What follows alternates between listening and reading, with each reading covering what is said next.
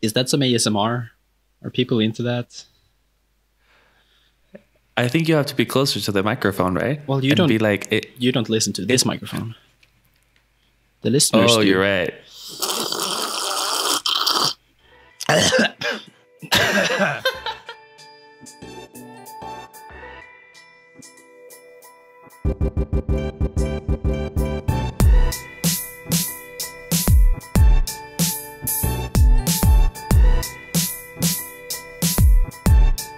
Hello, everyone, and welcome to what do we call it? Films and Fika podcast. Well, that's a stupid title. Normally, this is the podcast where we watch a movie and talk about it for an hour or so. Today is a little bit special. We're not going to talk about a specific movie. We are, however, definitely guaranteed going to talk about movies.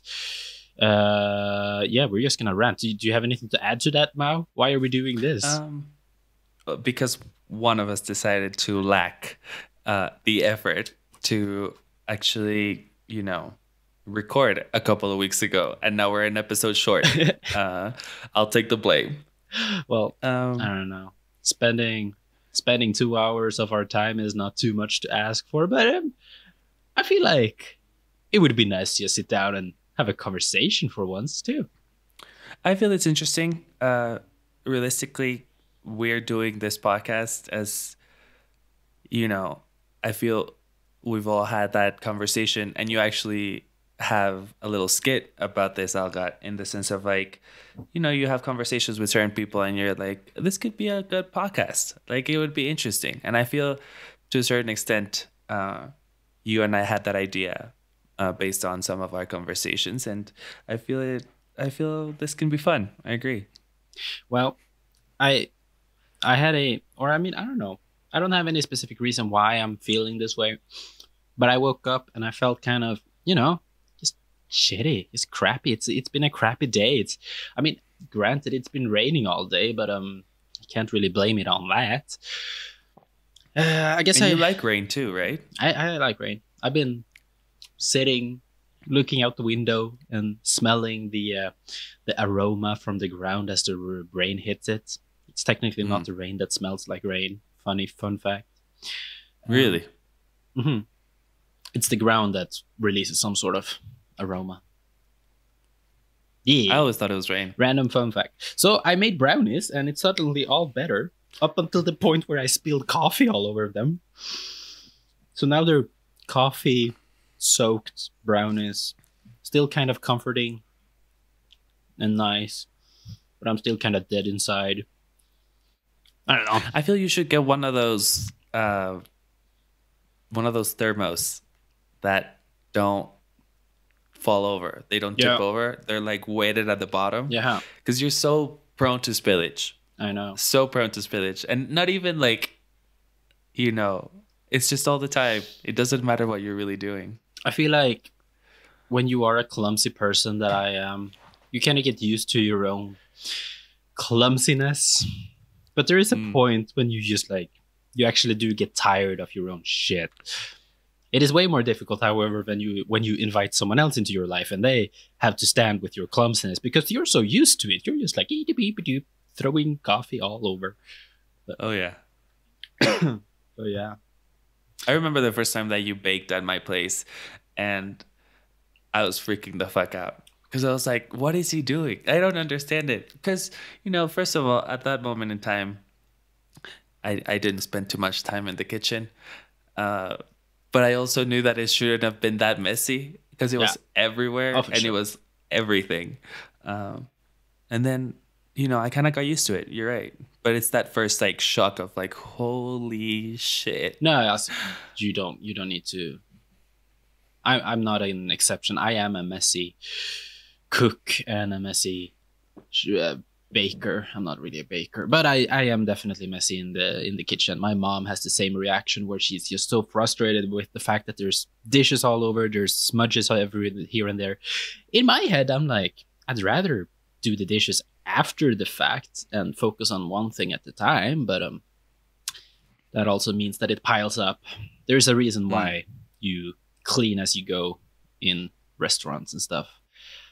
I haven't really gotten there yet. One day, maybe. One day, maybe. So tell me, what's up with this microphone that you have? What is that?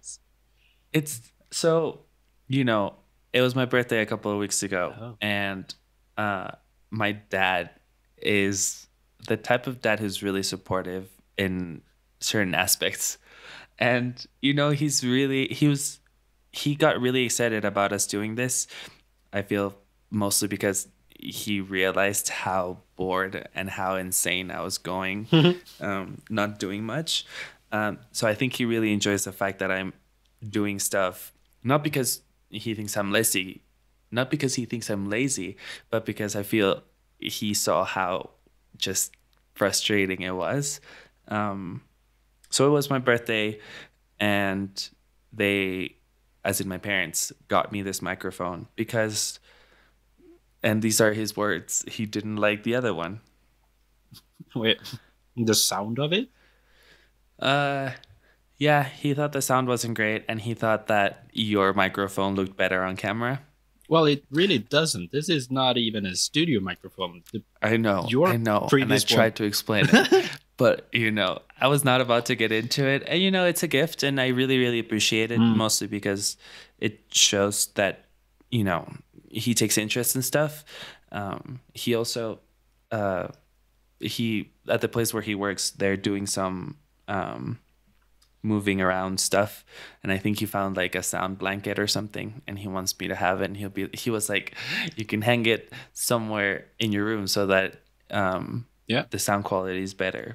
Which I didn't know he even know a lot. I didn't even know he knew about, sound and stuff.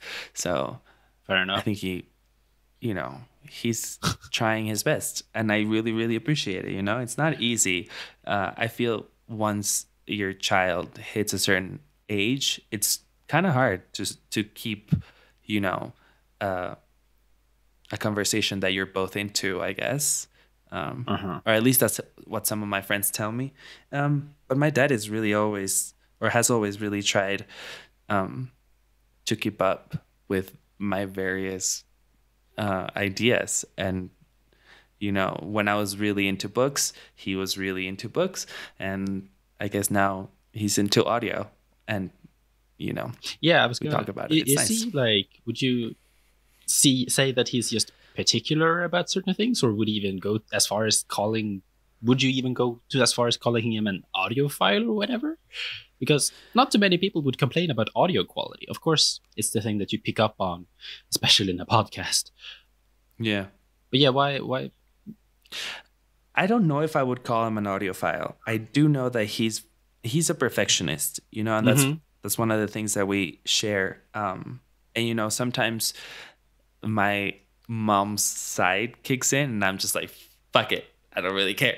But my dad is he's a perfectionist, and in terms of his likes or dislikes in terms of audio quality, he's always been into audio in some way or another. He when I was growing up, he had this really nice decked out audio system with like the radio antenna, and then it had the cassette player, and then a cassette recorder, and then an equalizer, and everything. Those things used to be huge.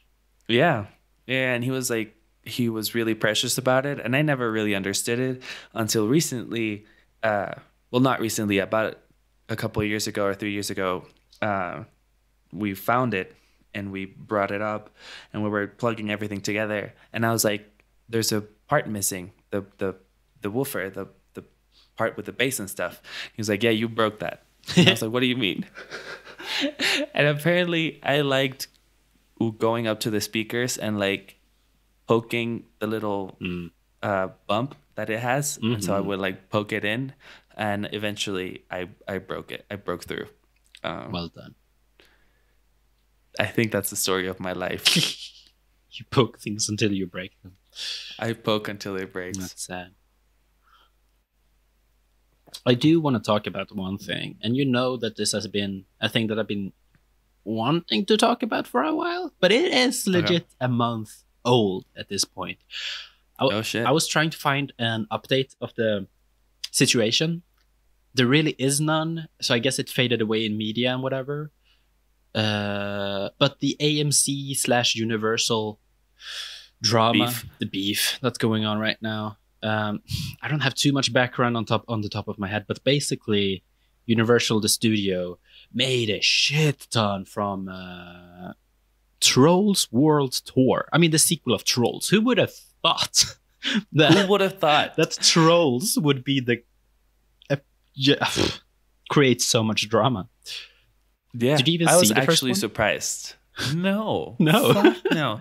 And at some point, I was watching a Hot Ones episode with Justin Timberlake, basically because I think so.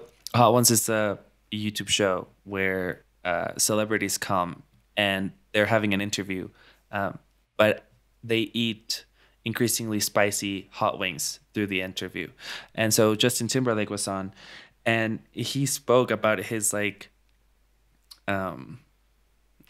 his opportunity to work on the Troll movies and how much he really enjoyed it and everything that he put into the music and everything like this. And I was like, really? No shame, because respect to every artist who gives their all to everything. But I honestly never thought that Troll movies were that big of a thing. I know that Justin Timberlake's song was huge, though. That one got a lot of publicity. I guess they were really pushing with Timberlake because I don't know why. Timberlake has always sold in movies, especially, I guess.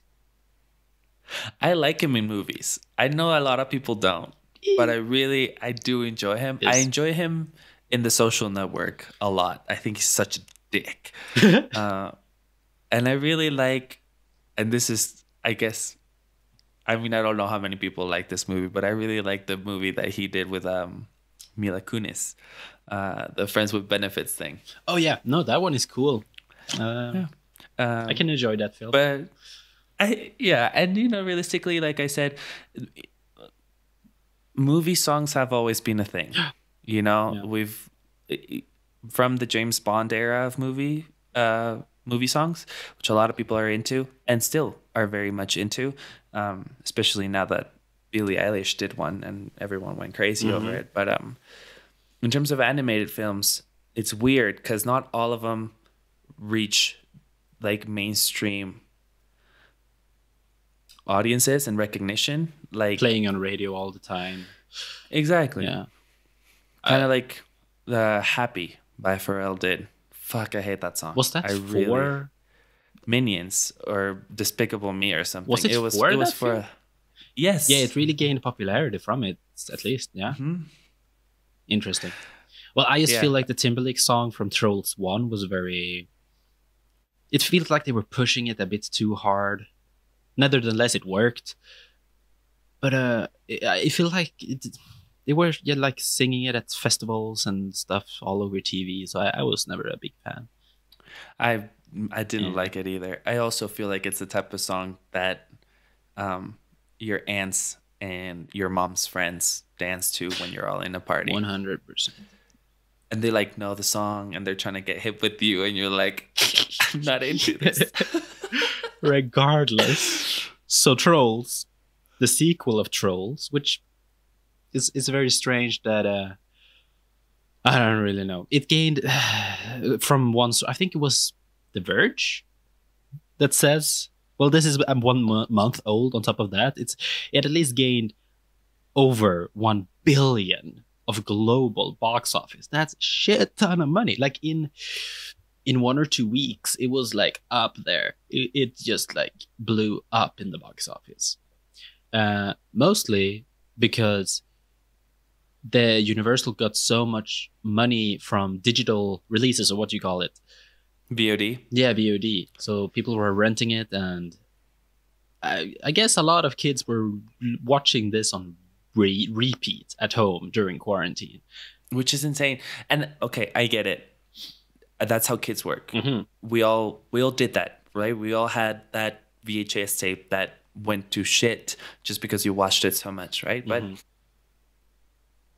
I don't know. I feel like even as a kid, I wouldn't find the appeal in Trolls. Then again, if you look at the timing, there was really nothing else for kids to watch at that moment. Yeah, they were like 1 or 2 weeks into lockdown, and Yeah. But for me, on the other hand, Scoob, which released a week ago or 2 weeks ago. oh, is it out? Yeah. Oh, it's shit. out on VOD. But that's my point. You didn't even know that it was out, and it's not hit any of those numbers in terms of what Trolls did. So maybe there is something behind that, you know? Maybe there is something that we're missing in terms of this franchise. Truly. I have a friend that actually is a big fan of Trolls 1. I don't really trust their judgments, however. Regardless, That's totally fair.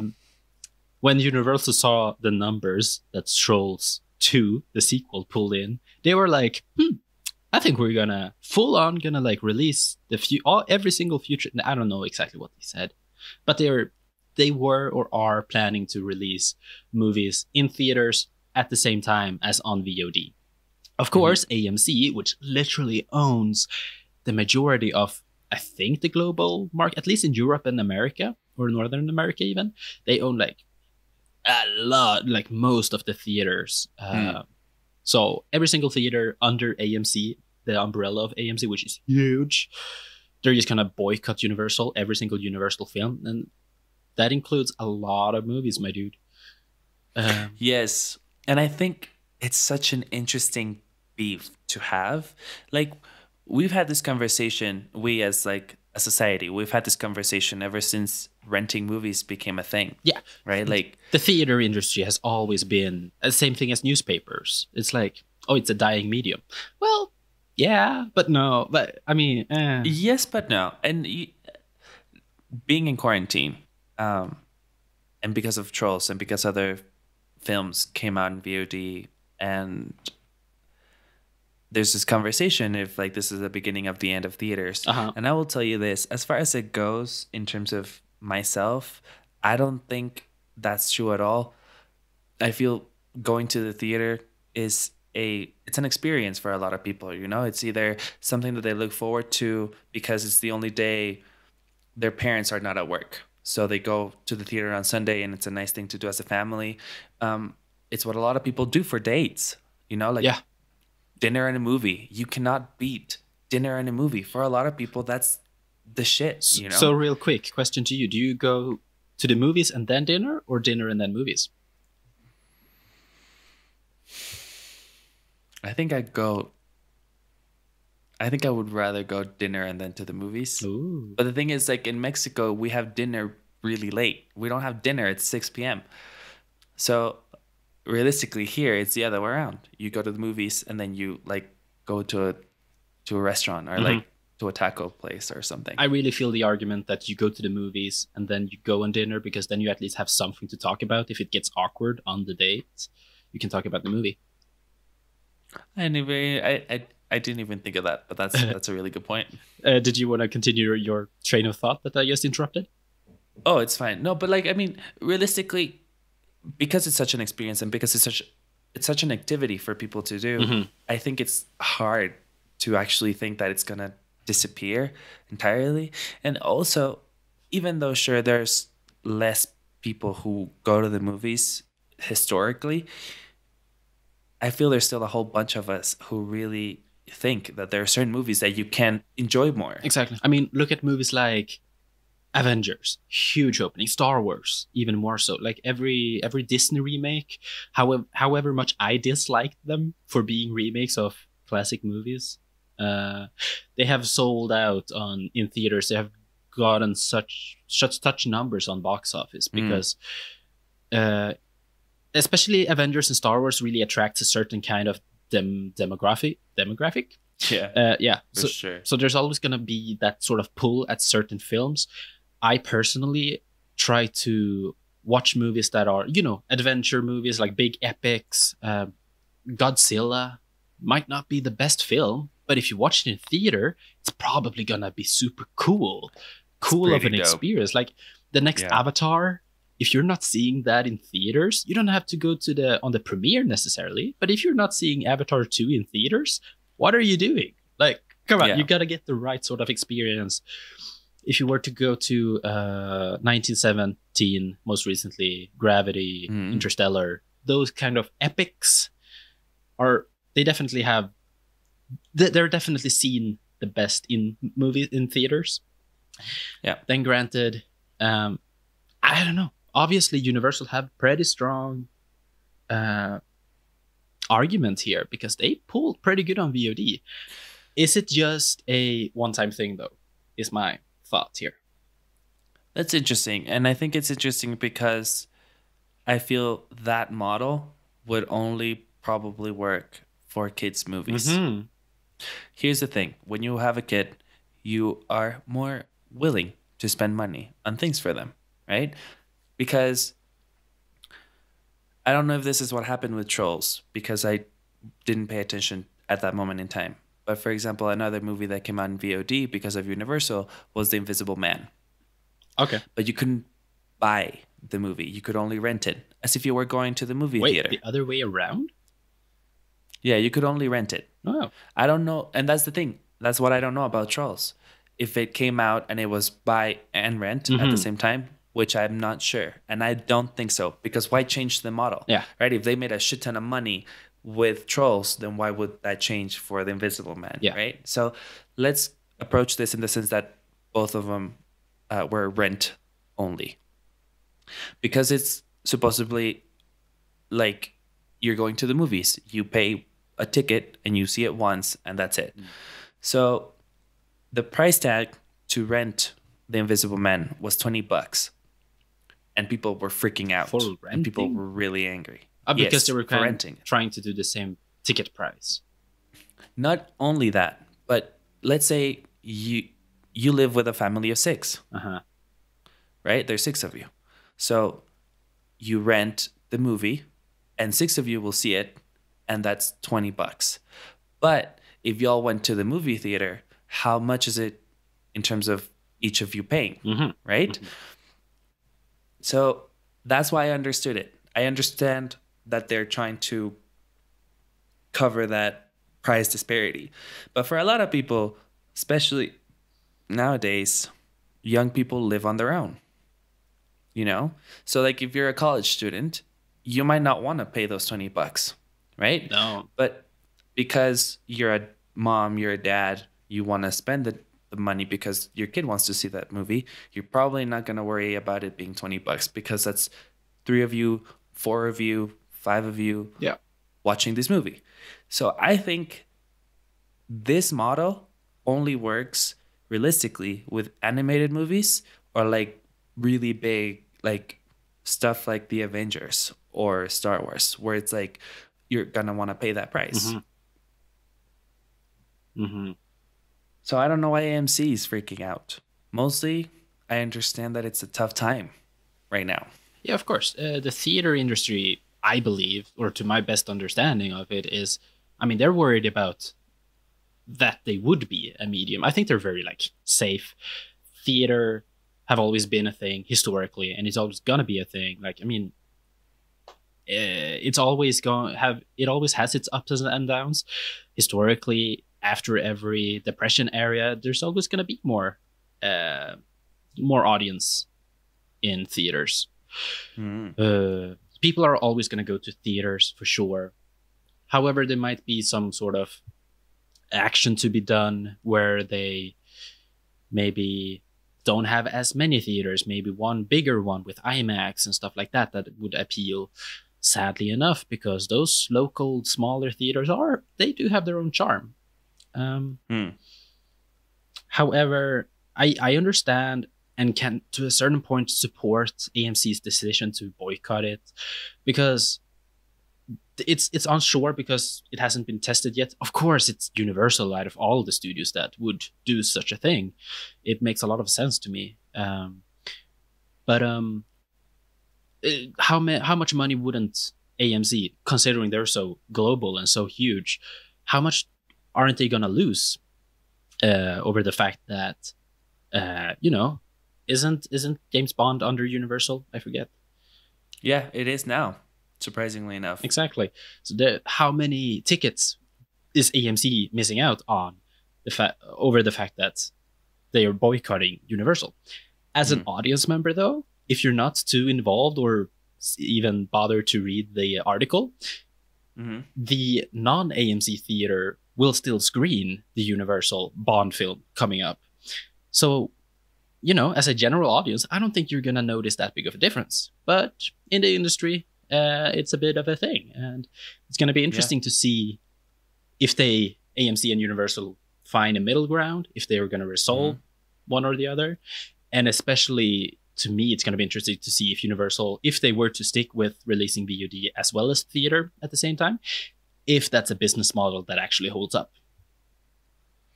It's a weird question. And realistically speaking, I feel, and it's interesting that you said that obviously it was Universal who did this, because I think you're right. Every studio that is not Disney at the moment is freaking the fuck out. Maybe not Netflix, because Netflix is actually doing really good.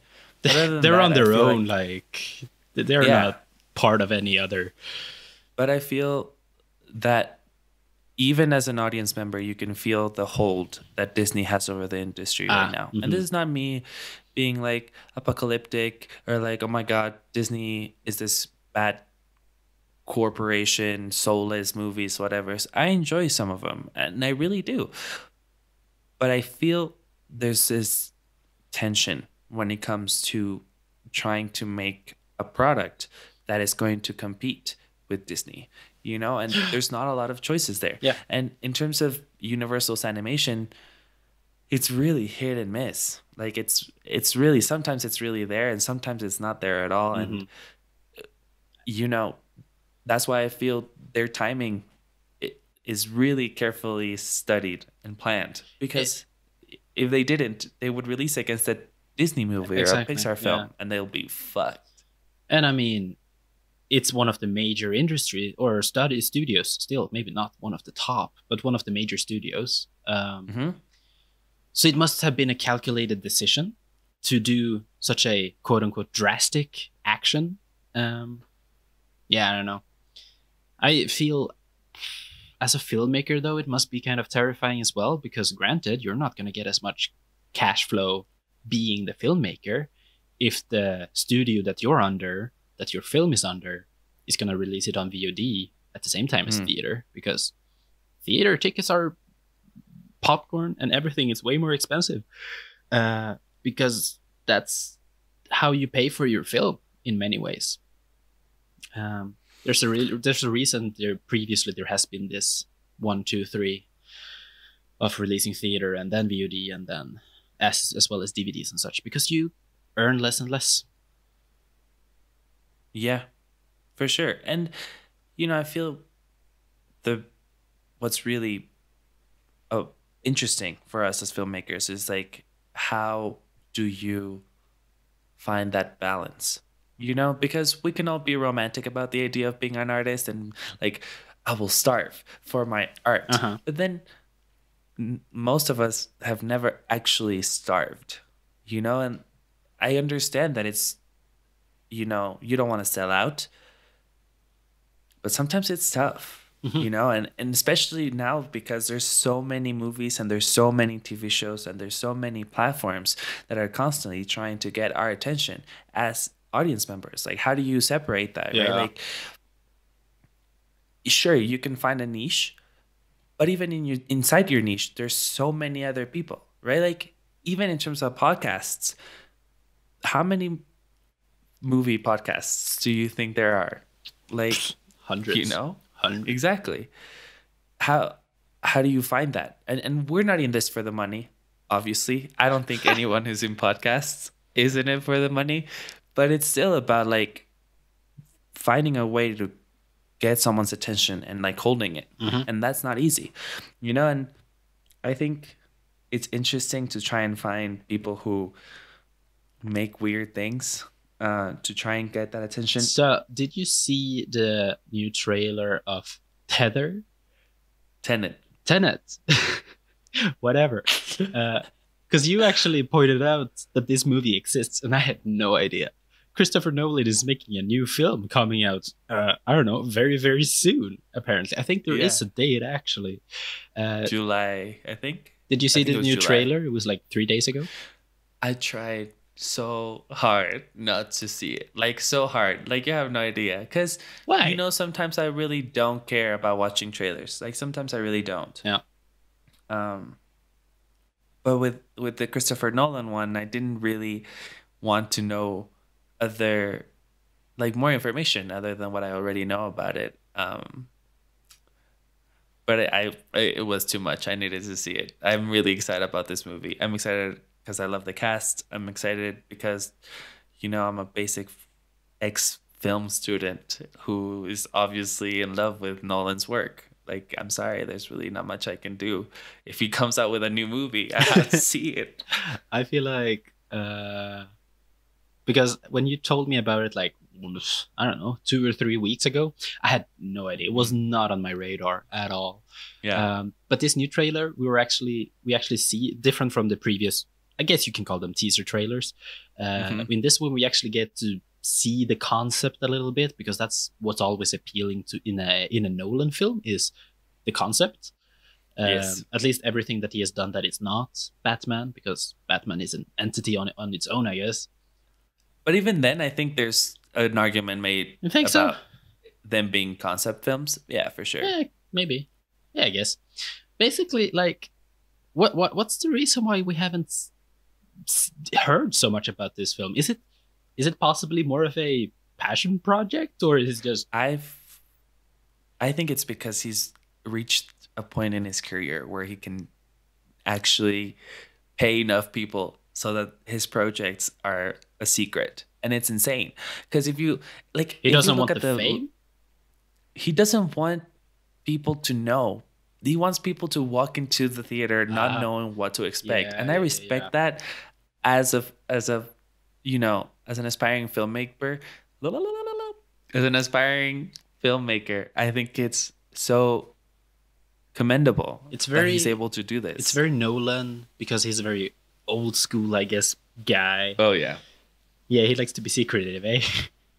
But I think it's really cool. Like if you go to the letterbox page of this movie, there's really like it actually says plot unknown.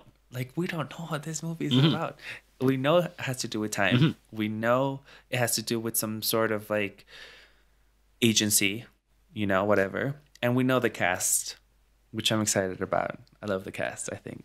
And what I enjoy the most, which is what I'm talking about, like the concept is like it's a time travel film, but of course it has its own twist to it, and it looks really cool how they're not doing any conventional aspect of time travel. It's just I can't really fully explain it because we don't get it explained in the trailer. But it looks really and cool. I still don't understand it. I don't understand it. Like, and I feel here's the thing about Nolan, and some people give him shit because people think that he's pretentious. He is pretentious. I don't think he's pretentious. He walks on set Not in a bad suit, way, my though. dude. I mean, That's pretentious. like, sure. And he likes people to watch his movies in the theaters, and he doesn't shoot digital if he can. And he prefers doesn't film. have a smartphone, and he's old school, yada yada. Yeah, okay. So he's pretentious, but his movies are fucking good. All right, like Yeah, he knows his shit. yeah, he really really does. And I feel, and here's the interesting part about it. Even though I wouldn't say he has a specific visual style, I feel his storytelling skills and techniques are far above a lot of other people in the industry right now.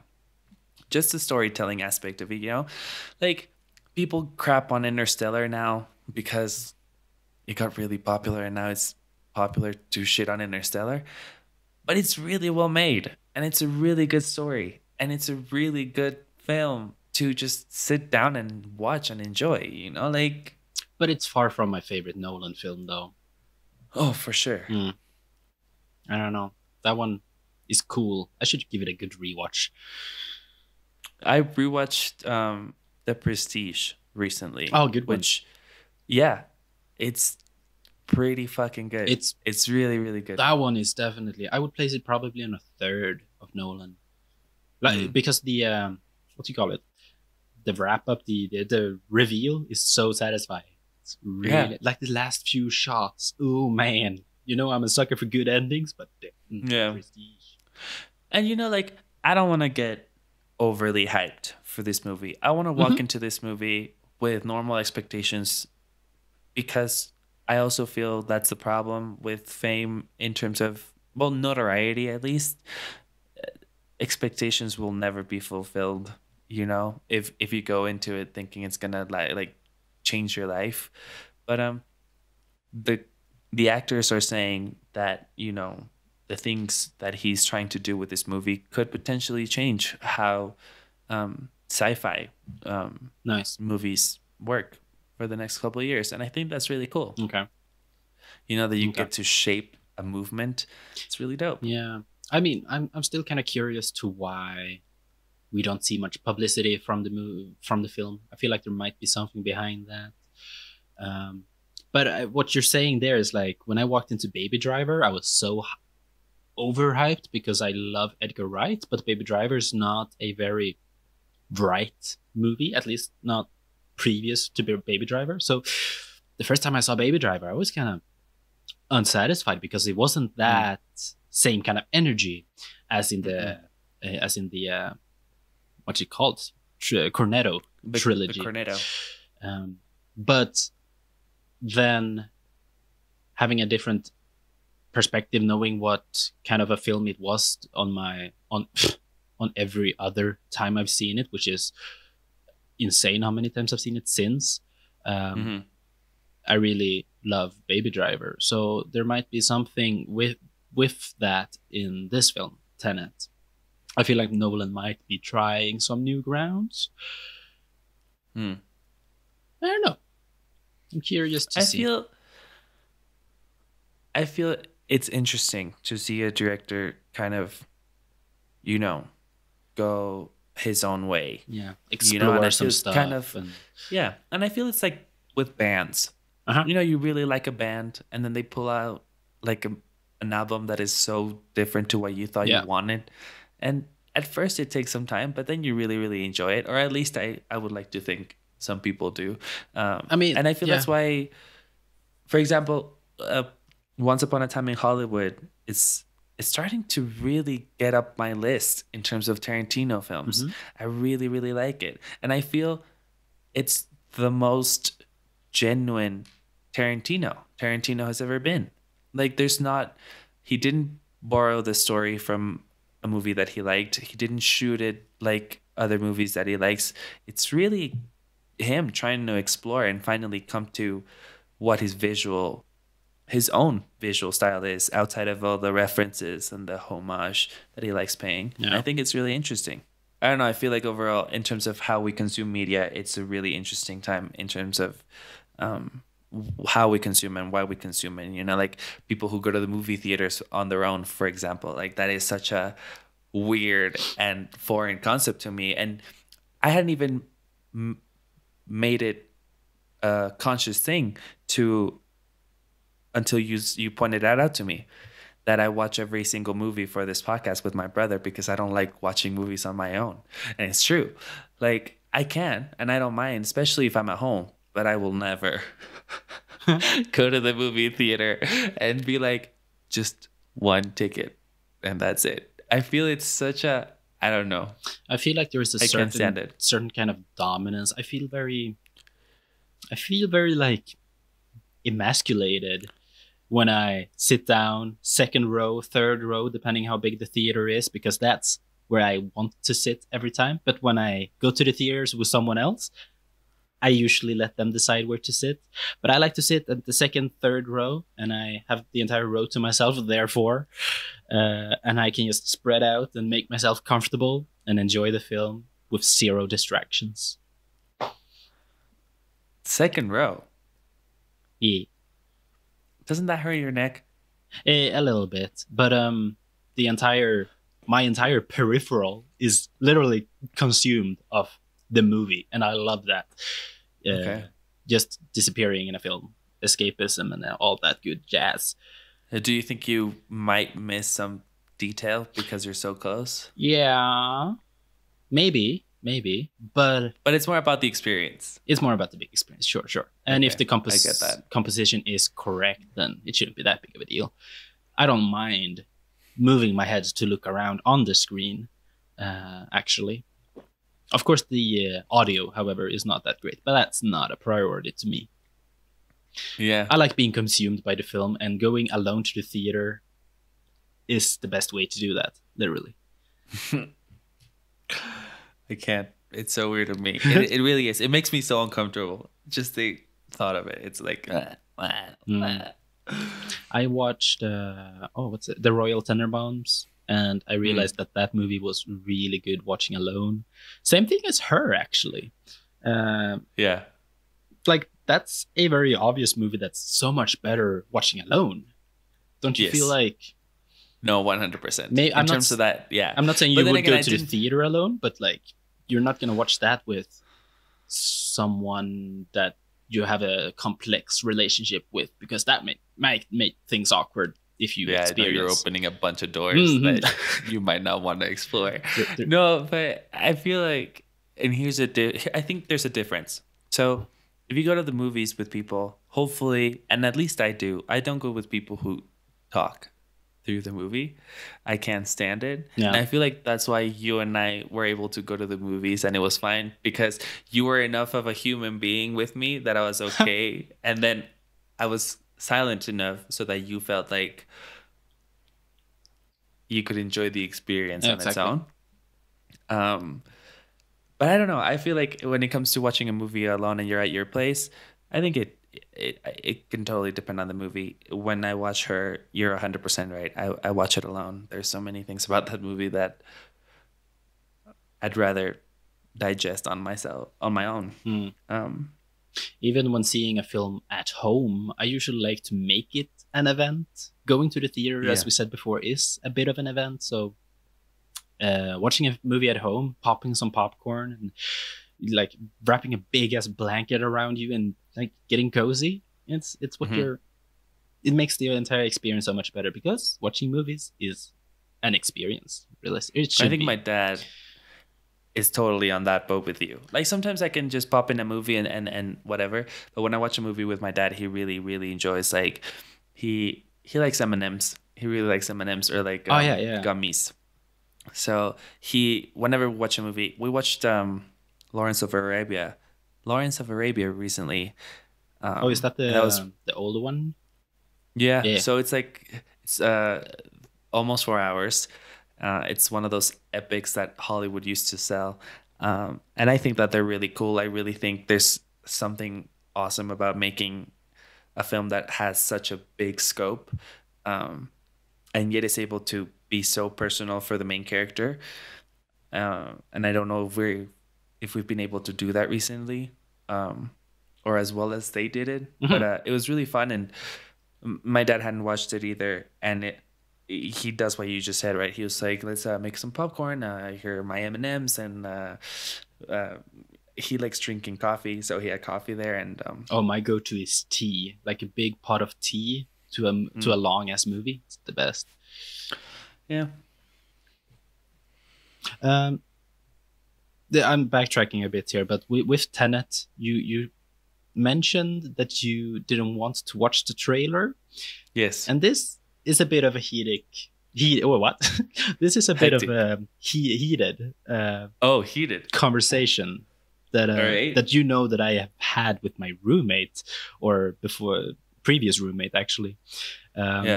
Whereas I have a lot of friends that actively avoid watching trailers, because trailers nowadays spoil the movie, yada yada.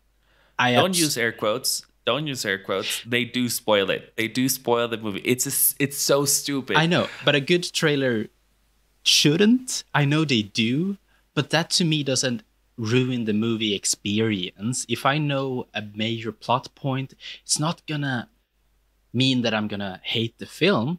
I'm not gonna avoid a trailer. So just to be clear, you're making the argument that if a film is good, there's no reason that a filmmaker said this at some point, but you're basically saying if it's a good film, it can't be spoiled. That's an argument. I do agree that trailers have a tendency to spoil a lot. Good trailers shouldn't, but I'm not gonna not go watch the movie if the trailer is spoiling it. Okay. And you don't think it affects your enjoyment of the actual film? No, it never have really. No, not to the Mhm. point where I've been affected actually seeing the film. Of course, I'm watching the film and I'm like, oh, this is the scene that I saw in the trailer. It doesn't lessen the experience to me. No. Okay. So here's the thing with me and trailers. I honestly don't actively try to avoid them. You know, like we're on social media. We go to the movie theater a bunch. We're going to watch the trailers eventually. When it came to Tenant, I really, really appreciate the effort that Dolan is going through to keep everything under wraps. And I think that's really cool. And I agree with you on Tenant there. That's a good. Yeah. You can kind of pick your movies that you're avoiding trailers. Yeah, for sure. With. In terms of like trailers specifically, trailers spoiling anything, I believe that there are certain. If we're talking about watching a movie as an experience, you're supposed to be going along this experience with the characters and you go up and down and all that stuff. Everything about that jazz is great. Do I think that knowing a major plot point makes it less enjoyable? I think it depends on the product itself. I think the problem with my opinion on this is that it's so middle ground. It's not an interesting debate, but realistically, I don't think I've ever been spoiled by a trailer bad enough that I'm like, I don't need to. Actually, no, I have. You're right. Okay. Yeah. There's trailers, and I don't remember the specific movie, but it's happened twice. Where it's like I'm in the movie theater, I'm with my brother, we watch a trailer, and we both literally look at each other afterwards, and it's like, so it's fine. We don't need to see the movie. We know exactly what happens. Yeah. And especially because, going to the movie sometimes can be really expensive. And I understand why for some people that's like a huge deal breaker. The trailers, I mean. Because a lot of people need to really consider what movies they're going to spend their nice, hard-earned bucks on. Yeah. And I understand it. In terms of actual spoilers, I agree. Sure, if a movie is good enough, you can't spoil it because of the journey and because of the experience and because of the storytelling and whatever. But come on, don't be a dick about it. Yeah. It's like when The Force Awakens came out and people knew that people were lining up to see this movie and they would walk out of the theater and they would see people lining up and they'd be like, I can't believe fucking dies. Spoiler alert. Sorry about that, I guess, if you didn't know it. I think it's fair at this point. Yeah. Yeah, so spoiler alert, Han Solo dies. It's too late. I don't know why you wouldn't know that. Yeah. But I really don't know why you wouldn't know that. It's been like 5 years? 5 years? Yeah, I guess you're right. I think it has been 5 years. I was about to say 3 years because that would make sense to release one. But no. Yeah. No, because the stories were in between. For sure. They had Rogue One and Solo. The only trailer that I can remember that the internet just blew up when How to Train Your Dragon 2, great film by the way. The trailer so this is a spoiler for How to Train Your Dragon 2, but in the trailer we see whatever the main character's name is, Hiccups, and he finds his mother. That's a big thing in the trailer, and the internet went wild. Because that's such a huge spoiler. Granted, it is a spoiler, but like 15 minutes into the film, that's different. Okay, all right. So, but that's different though, but it doesn't destroy the film. Blah blah blah blah blah. That's my exactly, and it doesn't destroy the film. And here's a big thing about trailers right now, and you and I know a little about it because of school. And it comes back to what we said before. There are so many movies. You need to make a trailer that will convince people to spend money on your own movie. And that's everything that matters. In terms of things like what you just said, well, sure, you need to reveal some of the plot. Yeah. Obviously. Yeah. But if it's like a 10-minute thing, like something that is clearly setting up the rest of the movie, I'm okay with that. I don't think that's a huge thing. Yeah. I get it. It's a business thing, even though we would like to talk about it and analyze it and be all romantic about the artsy side of film. It's a business. And in that case, I think we all need to chill the fuck out. There is, and I have huge respect for people that create good trailers. It's extremely challenging to make a good It's so trailer hard. that doesn't spoil too much, that encapsulates the theme, the tones, and everything about the film, introduces the Mhm. characters, yada, yada, yada. It's so hard to do. So I kind of find an appreciation in watching trailers, kind of like, ooh, yeah, yeah, yeah. No, I remember that film. That film had a really good trailer. Granted, because it didn't spoil too much, yada yada. Yeah. But I just don't see why you would go out of your way to avoid trailers just for the odd chance of maybe it spoiling it to you. You know what movies had really, really good trailers? Go ahead. The Force Awakens and Oh, The yeah. Last Mhm. Jedi. Hmm. They're like both of them, but especially The Force Awakens. I remember the day that trailer dropped. It was insane. I saw it like three The- times that day. Yeah, man, the rush, the nostalgia, the gut aspect of it, it was so good, so visceral. Hey man, they Really- they even went out of their way to create their own score for that trailer. The score Mhm. in that trailer is never seen in the film itself, but Mhm. yeah, it's really No, I agree with you though. Like trailers are hard. it's a craft. business, and it's so hard to make good. And there's so many trends that you can Mhm. stick to or try to break, and it can actually make or break a movie. You know? I will say that the single note and yada yada, the typical trailer that every single Marvel movie since the Avengers 1 have fallen into.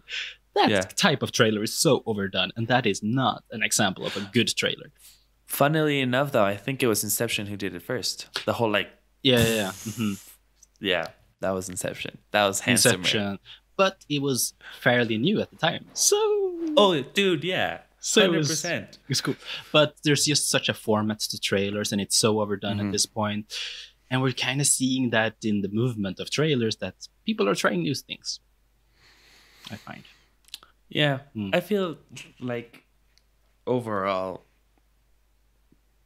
theaters are here to stay, and trailers help theaters in a lot of ways. You know, because it makes or breaks your movie. It's really hard for Yeah. me to go see a movie that has a bad trailer, because even with movies that, for example, like the Fast and Furious franchise, they have fun trailers. They have trailers that make me want to be like, you know what, I would watch that. Yeah. It's a fun 2-hour Yeah.